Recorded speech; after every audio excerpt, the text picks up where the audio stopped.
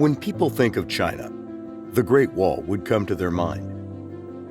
And when people think of Chinese civilization, they'd also think of the Great Wall.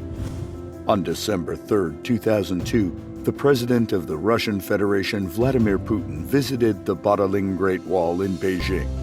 From a distance, people could see him in a black coat, surrounded by his entourage that moved slowly and occasionally stopped for a closer look at the wall.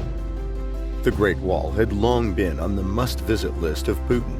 Climbing up the stairs and touching the wall that had withstood wind, frost, rain, and snow, Putin couldn't help but said, "The Great Wall is so great. It is indeed very beautiful." Looking into the distance, the Great Wall under the blue sky stretched endlessly in his line of sight. The Badaling section is the essence of the Great Wall in Beijing.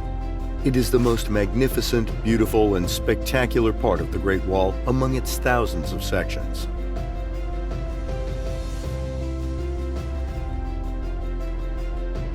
In the treasure hall of the Great Wall Museum at the foot of the Badaling, Putin was given the certificate of climbing the Great Wall. When the interpreter told him that the certificate carried Chairman Mao's famous poem, "He who doesn't reach the Great Wall is not a real hero," Putin smiled and wrote on the visitor book, "I am astonished by the hard work, beautiful scenery, and great history of the Chinese nation."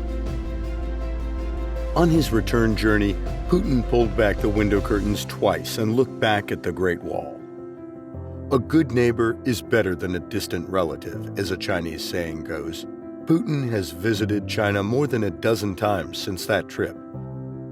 And as close neighbors, friends, and partners, the Sino-Russian friendship stands as strong and enduring as the Great Wall.